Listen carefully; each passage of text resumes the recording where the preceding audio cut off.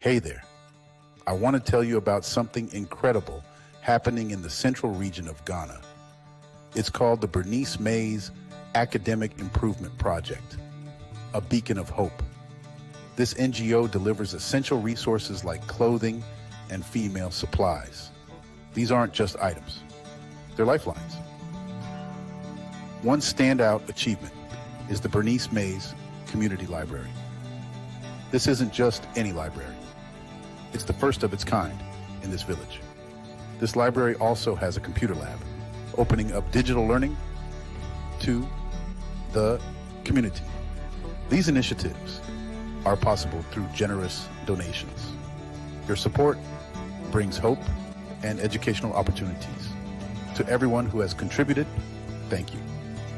Your generosity is paving the way for a brighter future. Let's continue to change lives, one donation at a time. See you next time.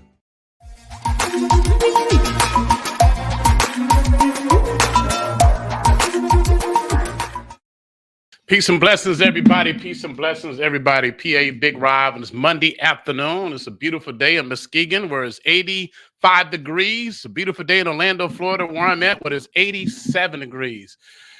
1,000 miles apart, only 2 degrees difference. So, hey, it is what it is. I hope you 2 degrees of separation. There you go, 2 degrees of separation. So coming up on the show today, we're going to be talking to the chief of police from the city of Muskegon. Chief Colzell joins the conversation, giving us an update on some of the shootings that have occurred in the city of Muskegon over the past couple weeks. But right now, we got some VIPs in the building. I got to bring in the young sister, Jocelyn Hines, our baby sister. Hi, everybody. How you doing, Josh? You gotta keep saying baby, Rob. Yeah. You don't have to. You know what I want to say, but we're on a public setting, so I can't say it in a public setting. Look at her laughing. She know what I'm talking about. Josh got fans in Africa, and she know what I'm talking about. She got a fan She club. know what you talking about too, right? Yeah. But Josh, this weekend, the Deltas are having a social luncheon, I believe. Can you tell us about your esteemed guests that we're about to bring on the screen? Yeah. So first of all, thank you all for allowing us to come on here and talk about our social action luncheon that we'll be hosting Saturday, September 21st at MCC at 11, starting at 11 a.m. And the theme is Power of One Voice Impacting Change. And we're so blessed and honored to have our presidential appointee, Zaneta Adams, joining us as our guest speaker for this event. So we're really happy to have her hailing from Washington, D.C., representing our community. She's going to be speaking about how impactful just one simple voice can be in this very contentious election season that we're under. So yeah, we're happy to have Zaneta. All right, we're gonna bring her in. Miss Zaneta Adams, how you doing there, ma'am? Good. How are you? Doing great. Now, for people who don't know, are you originally from Muskegon? So originally I'm not from Muskegon, but I live in Muskegon. My family's still in Muskegon, and I work in DC now. So it's a multiverse traveling, I guess. You claim Muskegon partly then, a little bit, right? That's my home. It's where I built a home. It's where we live, where my kids have gone to school. So yeah.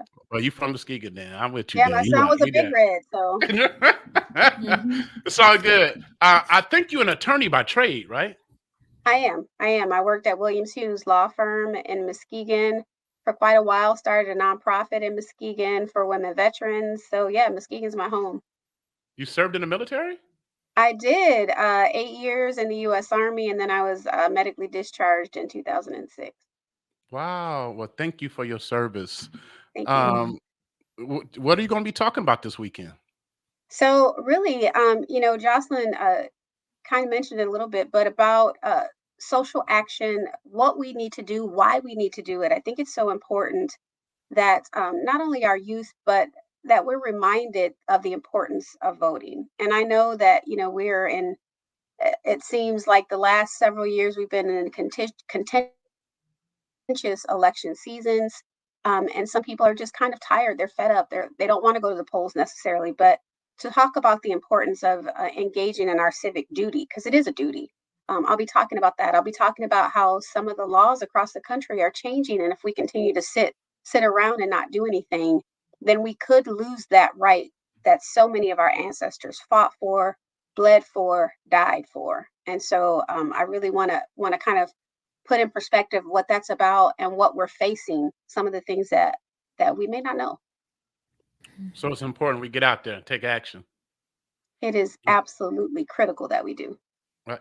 Jocelyn, now you can participate in asking her questions too. You can be our co-host because we got a bunch of testosterone up in here. So along with my sister Adams and estrogen, but me and Big Rob, it's all me and him all the time. So if you want to ask my sister Adams a question, our dear beloved, you can do that. You know?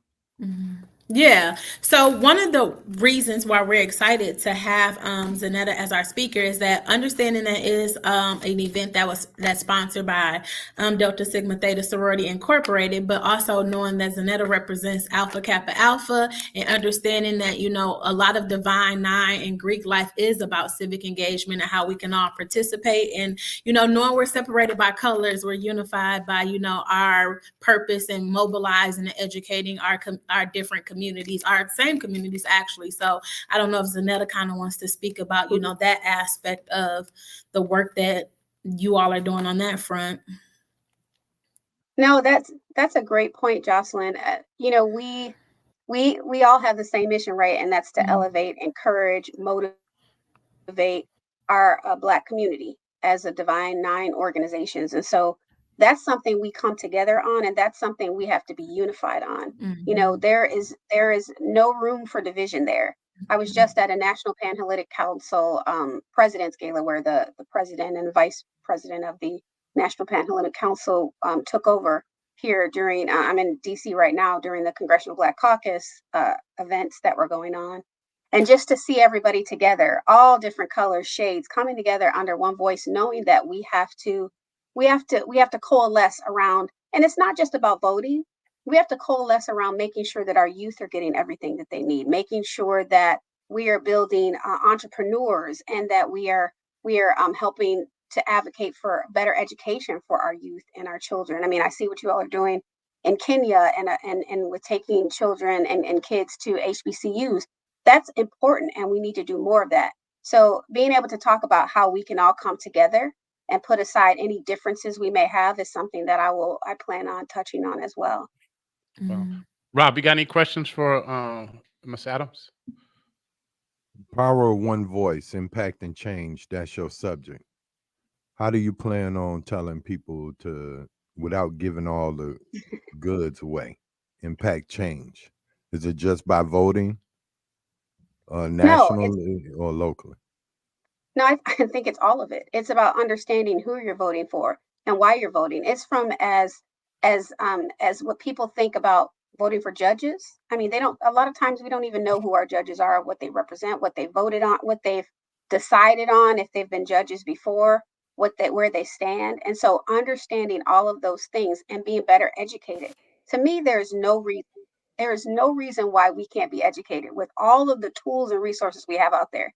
Now, I will say TikTok is not your source of information. Say that again. Say that again. I'm like, we need to do more fact checking and finding out information. And so there's no reason why even on your way to the polls that you can't look up and know about candidates before you make a decision. And it shouldn't be about, listen, I'm going to say this and maybe I'll make somebody mad. It shouldn't just be about party allegiance. It should be about the fact who is going to be doing the best for your community and not just for you, because I know we all look inward and say, okay, am I going to give them more money? That's what I've been hearing. This person gave me more money in a check and all these other things. But you have to look at the collective, because it's not just about you. You don't live in a world by yourself. And so who's going to make the most impact? Who's going to bring more money into Muskegon Heights community? Who's going to make sure that it's utilized properly? Who's going to make sure that your schools are getting the most education and the best teachers? Those are the types of things we need to be looking at, and we have all the tools at our fingertips. So it's not just going to be about voting in national elections, because that's every 4 years or every 2 years. It's about looking at and understanding who we're voting for to work in our communities, at our schools, as our trustees and universities and all of that. Wow. If All you right. don't mind, share. How did you get to become a presidential appointee? That's not easy. That's a lot of vetting going on. You got to have good Well, credit. Yeah, good credit. Got to have some money. You know, it's a lot going on. Can't have no blemishes in your past. Talk about that. yeah, well, it was I truly believe I'm one of those people who speaks about being your authentic self. And when I was in the military, I fell off a deuce and a half with the rails up, which is about a 10 to 11-foot fall from a truck. And I Ooh. severely injured my back, and I was in a wheelchair. I was told I'd never walk again. And I went through a devastating period. And so I had not finished school yet. I had not finished my undergrad. And I started fighting to get my benefits from the VA. And I decided I wanted to go back to school to help veterans. And so I went back to school, got my bachelor's in psychology, then got my law degree, and started helping veterans. That was my specialty practice when I was in Muskegon working, and I started a nonprofit for women veterans. And then from there, I had a brief conversation with the governor. I got involved with the Black Women's Political Caucus. I started, just kind of doing things, helping out with the fundraiser for scholarships, and I had a conversation with the governor, and I'll say the first thing is that don't be afraid to speak up. And so I asked her, I said, this, the Democrats aren't known for helping veterans. What are you going to do to help veterans? And she's like, I'd love to talk to you to find out. And that kind of started my path to become a gubernatorial appointee. And I became the first woman in that position, the first person of color in that position, and the first woman veteran to ever serve on a cabinet in the state's history, by asking a question and then advocating and then having support systems around you that will help elevate you. And from there, I just did work that I was passionate about. And I received a call from the White House. They actually called me on 3 different occasions to offer me an opportunity to come work. And third time was a charm. And I Huh. said yes. So, So you didn't but answer when Trump called. You didn't reply when Trump people called. no Huh? comment. Are these positions political? Like, are you They there? are. They are political. Yeah, so when the administration changes over, if it changes over, then I won't have this position. Oh wow, man, that's a risk. Okay, It but is, you got you know time. what? You got a lot of experience. And I do, and no risk, no reward, right? I have the okay. opportunity. I mean, I'm in a position where I can impact policy, I can impact national change, I can make sure that all the resources that I'm learning about and coming in contact with come back to Michigan, come back to help our veterans in Muskegon, and I can share that knowledge. So it's a great, great opportunity. I don't take it for granted, and I am so honored and blessed to be able to come back home and hang out with my friends and my sisters in this venue on Saturday. So Go ahead, Sister Hines. I'll let you ask the next question. Yeah. We often hear people say, and I don't want to get too deep into your speech, but what would you say to people who says their vote don't matter, that their votes don't matter, that they don't go to the polls because they so don't feel like it matters? maybe I'll go into detail of this on Saturday, but I will say your vote absolutely matters. When I was working in Muskegon as an attorney, we represented the county and a few municipalities. And on one occasion, there was a vote recount in a community where I was the attorney helping to oversee that vote recount. And it was for a resolution that would bring money into the school. And the vote as it stood was 1 vote away from saying no, or 1 or 2. It might be 1 or 2. Hmm. Well, after we were done with the vote recount, the vote changed by 1 vote. Hmm. So 1 vote.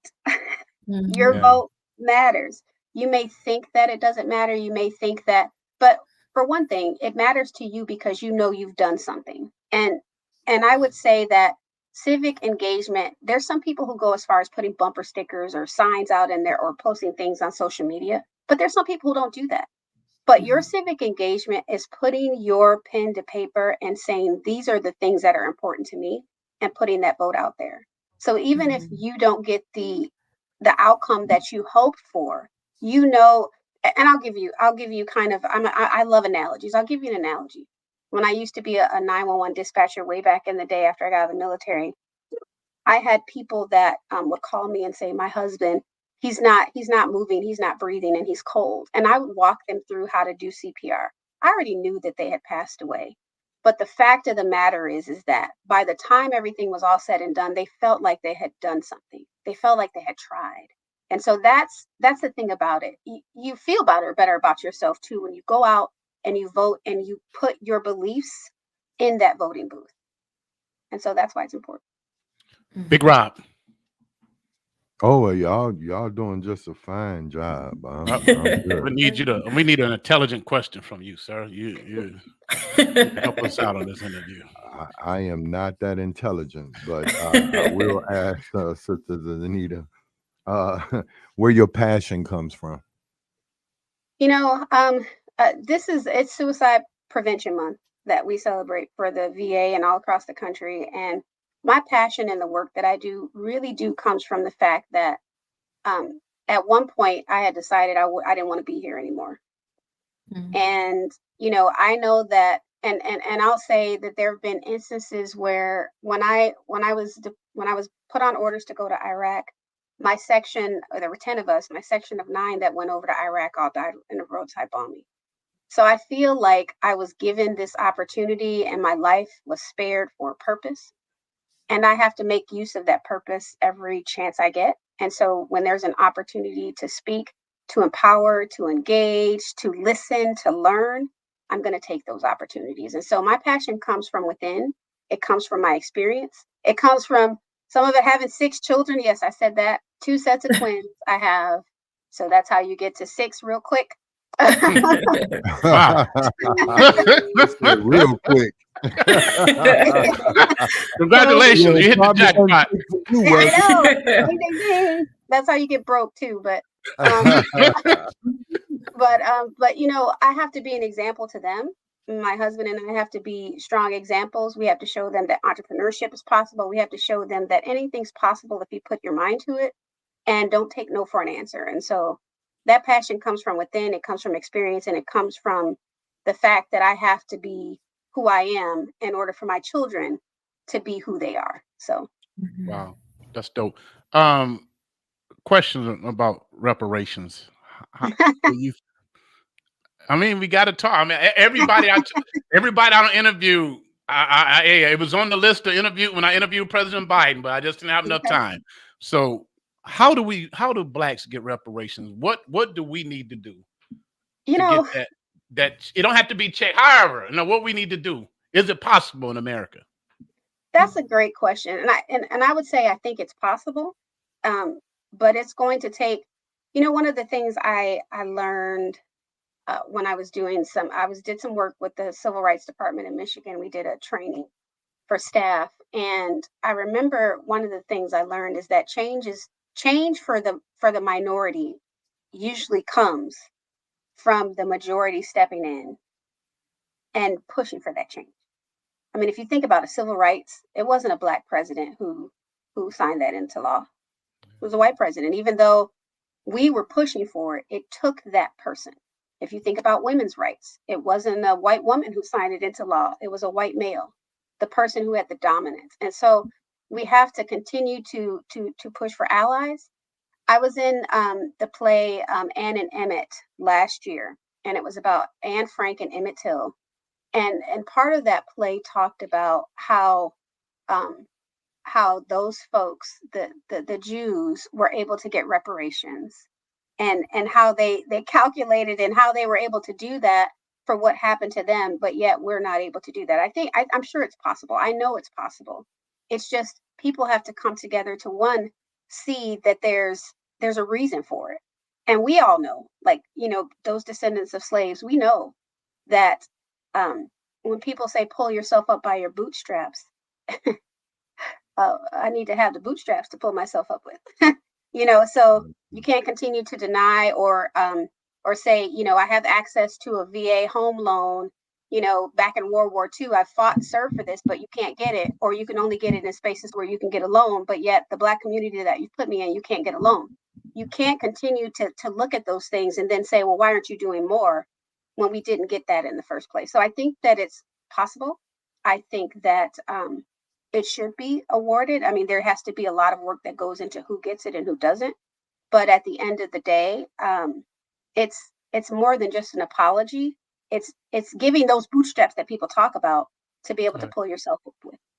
Should we support candidates who have voted against the studying of reparations? I mean, you know, there's been people on both sides who have.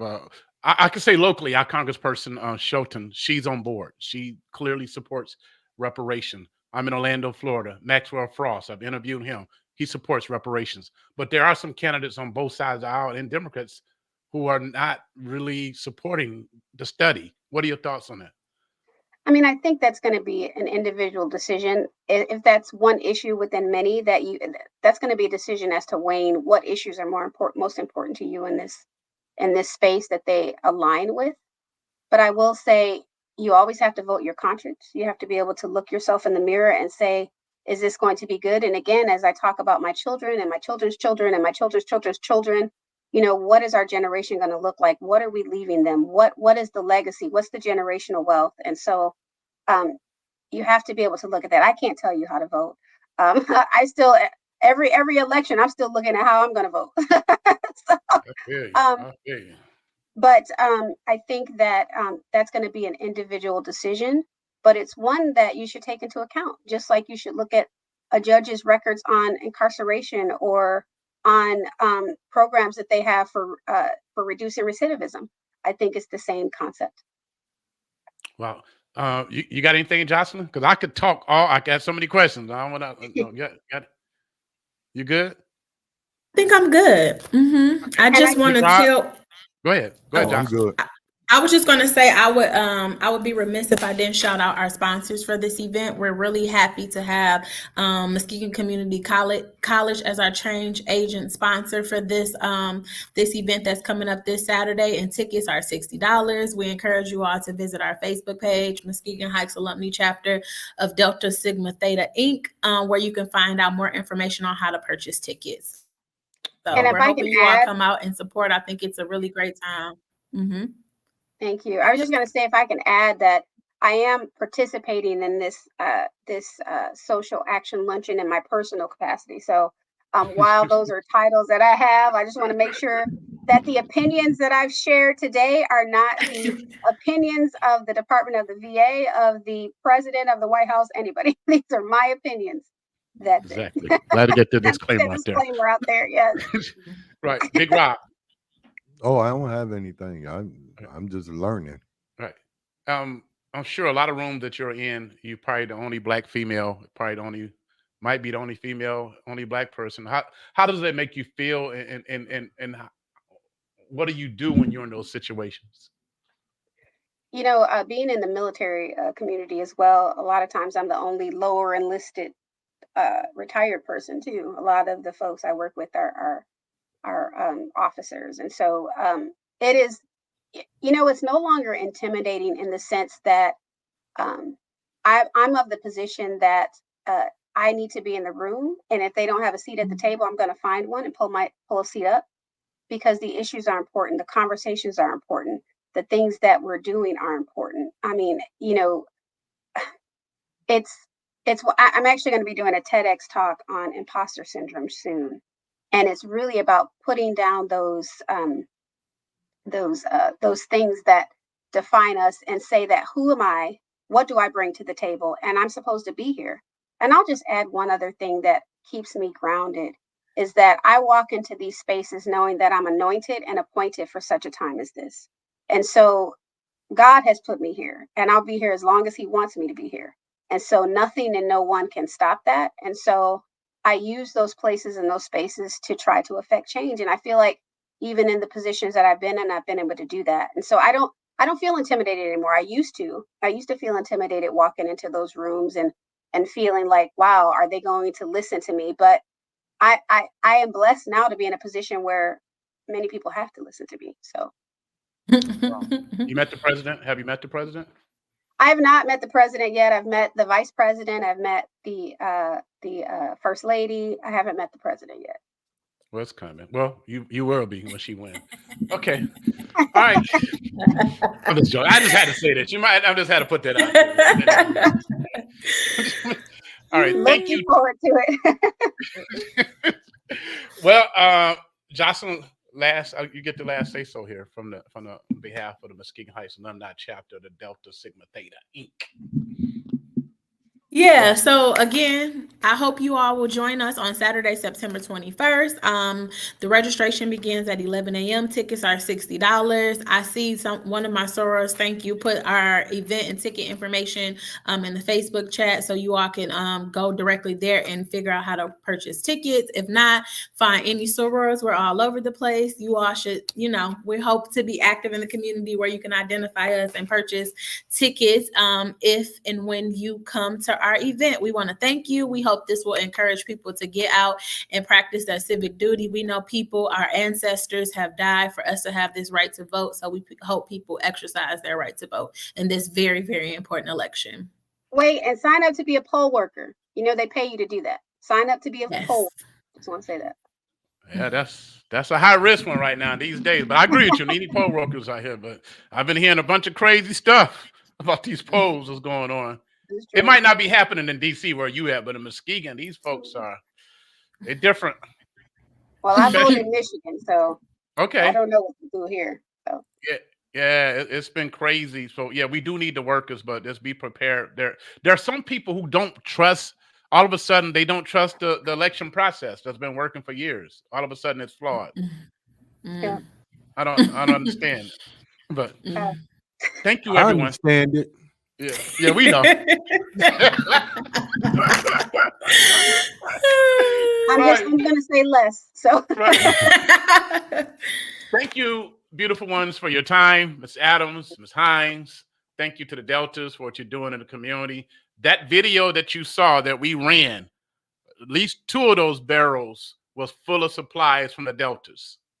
Wow. And so those supplies reached the village in Ghana on Saturday. And I got so many messages of tears from the village, from the kids. You just don't know, Jocelyn, what you and the Deltas have done. Have gave supplies to the females, to the girls who don't have enough female supplies, to last. They don't have any, and y'all have taken care of them for at least 6 months, and so they won't miss any school. They won't be embarrassed. And I just want to tell you and the Deltas, thank you so much. All right. Thank you all for the work that you do, and we hope to continue to support that effort. All right. Going back to my music. God bless everybody. Back to my music. Thank you.